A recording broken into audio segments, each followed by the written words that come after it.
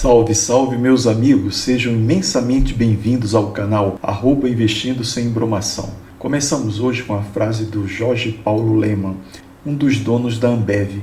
Sonhar grande e sonhar pequeno dá o mesmo trabalho. Então, meus amigos, vamos ter grandes sonhos. Vamos à luta que a vida não tem replay. Aproveite cada momento. Força, fé e coragem sempre. Dito isto, vamos ao que interessa sem embromação. Meus queridos amigos, agora iremos analisar as taxas cobradas pelos fundos imobiliários e queremos taxas justas, taxas menores para não interferir no retorno desse investimento. Uma vez que, se pagamos uma taxa muito alta, influenciará diretamente nos rendimentos desse fundo, nos proventos que esse fundo pagará mensalmente. Temos duas taxas que precisamos observar, que são a taxa de administração e a taxa de performance. A taxa de administração é um percentual do valor total investido pelos cotistas, voltada para arcar com os custos do administrador e do gestor de um fundo. Um dos maiores benefícios de se investir em um fundo imobiliário é justamente contar com a gestão profissional na escolha dos ativos. No entanto, assim como qualquer profissional em investimentos, a gestão e a administração de um FII vão trazer custos ao investidor, já que o objetivo do mesmo é maximizar o retorno ao cotista naquele investimento. É importante destacar que essa taxa varia entre os fundos. Existem os que cobram um percentual para realizar uma gestão ativa do portfólio, o que demanda um trabalho maior na busca por novas oportunidades, com equipes maiores, decisões muito mais difíceis. Enfim, na gestão ativa existem muito mais coisas a serem realizadas pela equipe do que numa gestão passiva. A diferença é muito grande. Isso vai elevar os custos do FII, ou seja, a taxa de administração. Nesse tipo de gestão, iremos aceitar uma taxa um pouco mais alta, mas nada que seja fora da curva. Tudo tem limites. Não iremos aceitar qualquer taxa que nos seja imposta. Iremos definir o que considera-se uma taxa justa para essa finalidade. De forma análoga, os fundos imobiliários com a gestão passiva são os que apresentam as menores taxas do mercado de FIIs, até por demandarem custos mais baixos, menos pessoas envolvidas nessa gestão, menos trabalho, a equipe é bem menor, as decisões nesse tipo de gestão são bem definidas e basta que sejam executadas conforme descritas, conforme já definidas previamente. Não existe a necessidade de grandes decisões e não faria nenhum sentido uma gestão passiva cobrar uma alta taxa para gestar esse fundo. Então iremos olhar o tipo de gestão e definir as taxas ideais, as taxas mais justas para cada tipo de gestão. Por fim, os custos de um fundo imobiliário também podem depender do seu desempenho. Existem FIIs que apresentam uma taxa de performance, ou seja, o gestor terá um pagamento extra se conseguir fazer com que o fundo atinja uma determinada meta, que pode ser representada por um benchmark como o CDI, IPCA ou o próprio IFIX, que é o índice dos fundos imobiliários. Um FII que cobra 20% acima do CDI de taxa de performance significa que, se o fundo performar acima da taxa do CDI, irá cobrar 20% sobre esse excedente, sobre o que performou acima do CDI. Esse FII irá cobrar 20% de taxa de performance. Por exemplo, se o CDI for de 10% e o fundo conseguir 20%, vocês percebem que ele conseguiu 10% acima da meta do CDI. Desses 10% que ele performou acima do CDI, será cobrada a taxa de performance de 20%. No caso desse exemplo hipotético aqui. Enquanto a taxa de administração do FII costuma variar entre 0,25% ao ano a 2% ao ano sobre o patrimônio líquido ou valor de mercado da carteira do fundo, a de performance costuma ser de 20% do que exceder a meta que foi previamente estabelecida. Se o fundo não conseguir bater a meta estabelecida, não haverá taxa de performance a ser paga pelos cotistas. É assim que funciona essa métrica. Então, meus amigos, já sabemos que existem dois tipos de gestões no FII: gestão ativa e gestão passiva, que influencia no percentual da taxa de administração e que poderá existir uma taxa de performance, sendo uma taxa extra. Sabendo disso, iremos para a definição ideal dessas taxas, para não comprometer o retorno nesse FII. Vamos aos critérios. Para um FII de papel, a taxa de administração que aceitaremos será de até, no máximo, 1,2% e iremos buscar uma taxa de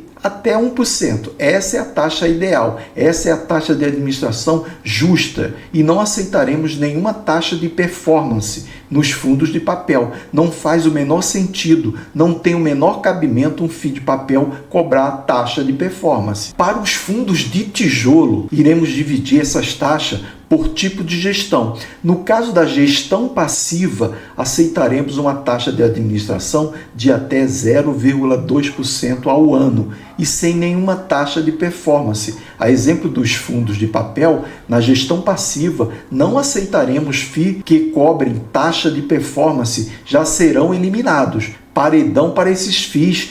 E na gestão ativa, a taxa de administração poderá ser de até 2% ao ano e com uma taxa de performance de até 20%, desde que seja com um benchmark fraco. E o que é um benchmark fraco, Tiago? O IPCA mais 6%, o IGPM mais 5%. Se for um benchmark forte, por exemplo, 100% do CDI, esquece, não aceitaremos, eliminaremos esse FII no critério de taxa de performance, pois é fácil o FII atingir essa meta e cobrar mais essa taxa extra, impactando no retorno desse FII no pagamento dos seus proventos. Ficou claro isso, pessoal? Para finalizar, vamos definir os critérios para a rentabilidade de um fundo imobiliário e, para isso, usaremos o percentual de dividend yield anual e médio nos últimos 5 anos.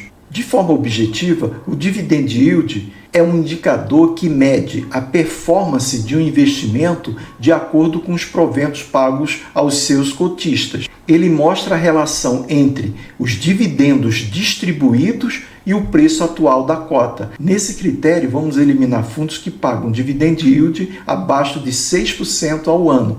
Aceitaremos entre 6% e 7% ao ano, desde que sejam fundos bem estruturados e que preencham todos os demais critérios aqui já falados e que já farei um resumo e faremos isso na aula prática. Não se preocupem com isso, mas buscaremos mesmo os fundos que distribuem dividend yield acima de 8% ao ano, tanto no dividend yield atual quanto no dividend yield médio de 5 anos, porque um fundo pode distribuir um provento extraordinário em um determinado ano, mas quando olhamos para a média, é muito baixa, se é abaixo de 6%. Então, esse fundo não preencherá os requisitos que buscamos.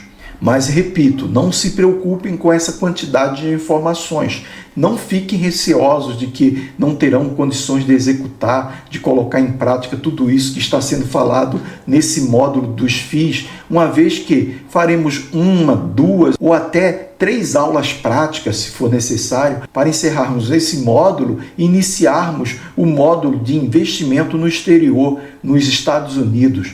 E nessa aula prática desse módulo de fundos imobiliários, iremos encontrar 3 fundos imobiliários de tijolo, sendo um para cada segmento aqui falado: galpão logístico, laje corporativa e shopping center. Um fundo do segmento de papel e um fundo do segmento híbrido, aplicando na prática todos os critérios que aprendemos aqui ao longo desse módulo, para que possamos encontrar os melhores fundos imobiliários da Bolsa de Valores. Tudo isso, meus amigos, de graça, pelo prazer em repassar meu conhecimento para vocês, a minha expertise de 12 anos na Bolsa de Valores. Eu vou deixar aqui um último aviso que eu considero importante sobre o imposto de renda que você recolhe sobre um fundo imobiliário. No caso da venda com lucro, você é obrigado a recolher 20% sobre o lucro.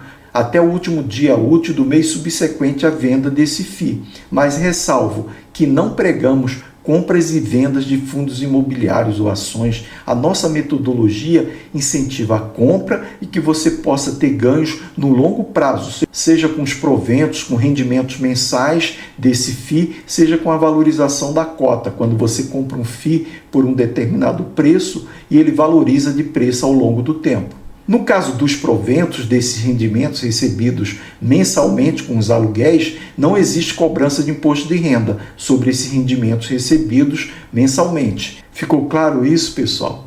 Então, repetindo aqui, se você tiver ganho, você comprar um determinado FII, vamos dizer que você compre esse FII por R$10, aí você vendeu por R$15. Sobre esses R$5 que você teve de lucro na venda, você vai recolher 20% de imposto de renda para o governo federal. É assim que funciona. Agora, sobre os rendimentos que você recebe mensalmente, você não paga imposto de renda. Eles são isentos do imposto de renda. Espero que tenham gostado deste vídeo. Quem ainda não assinou o canal, corre lá e assina, não tem custo, dá uma força para que o YouTube reconheça nosso material como uma importante fonte de conhecimento. Assine em @investindo sem embromação. Você não paga nada para assinar. Repasse o vídeo ao maior número possível de pessoas. Deixe o seu like e ative o sininho de notificação para ser avisado sempre que tiver vídeo novo no canal, normalmente às terças e quintas-feiras. Estamos finalizando mais uma aula, já temos quase 50 vídeos aqui no canal. Agradeço imensamente por sua participação, por sua atenção neste canal.